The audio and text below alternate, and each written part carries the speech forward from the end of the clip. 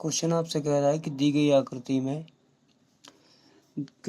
आकृति में तिर्यक रेखा P दो रेखाओं M और N को प्रतिच्छेद करती है तो कोण 4 बराबर 110 है तथा कोण 7 बराबर 65 डिग्री। क्या M समांतर है N के?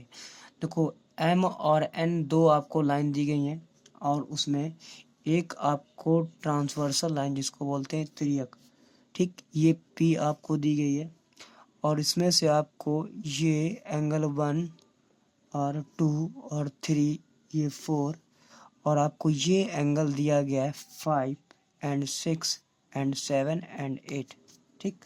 तो आपको पता है कि एंगल 1 और एंगल 3 कैसे होते हैं, अल्टरनेट एंगल होते नहीं, वर्टिकली अपोजिट एंगल होते हैं 1 और 3।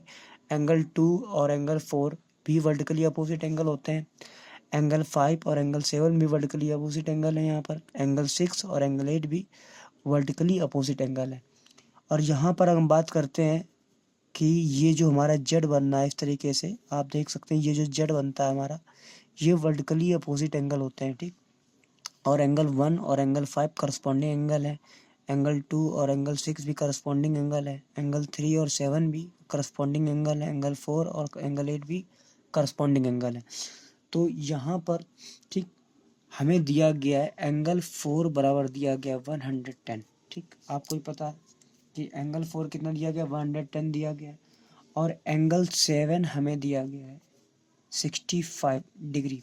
तो ये आपसे पूछ रहा है क्या M पैरेलल N के है, आपसे पूछ रहा है क्या M पैरेलल N के है, आपसे ये पूछ रहा है क्वेश्चन में, ठीक।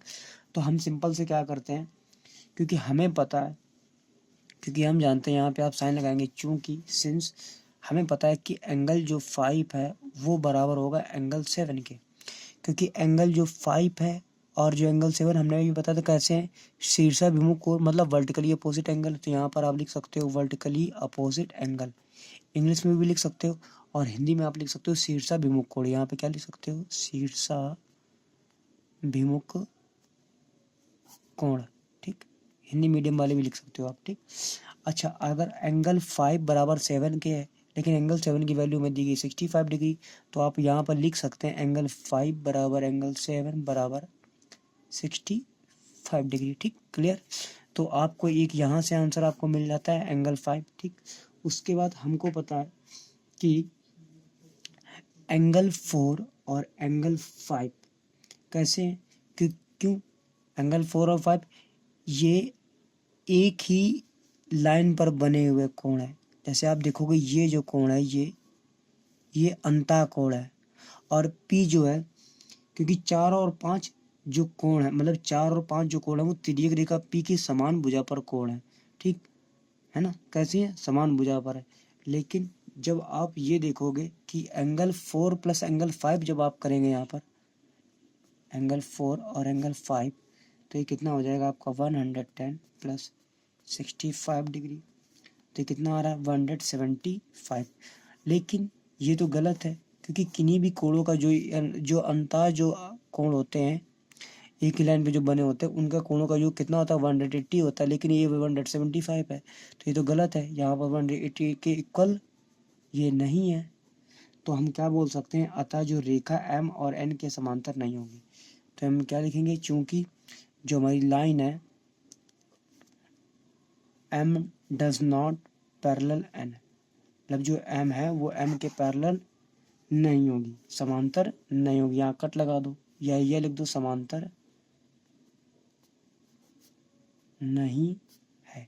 तो हमेशा याद रखो कि ये जो कोण 4 और 5 जो है, कोण 4 और 5, तो ये क्रमागत अंतःकोण होते हैं। कैसे होते हैं, क्रमागत अंतःकोण होते हैं।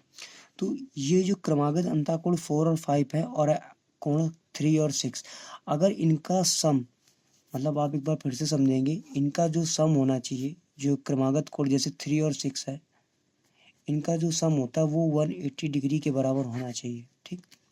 ऐसा पॉसिबल होना चाहिए, तभी हम माना जाए कि हाँ ये समांतर रेखा है।